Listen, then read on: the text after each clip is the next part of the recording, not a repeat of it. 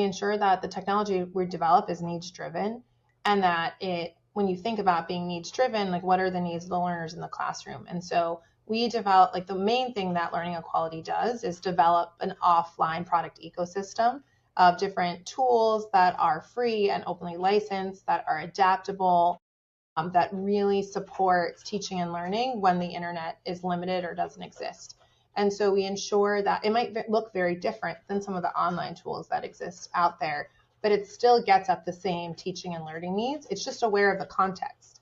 So for example, if you have a large class size and students are sharing devices, it might look different than a much more internet enabled context where everyone has their own device and are learning on their own.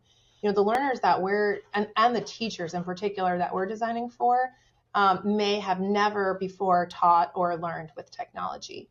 And their experience could actually be from an ICT perspective where they're learning about technology, but not necessarily how to blend it into the teaching and learning environment.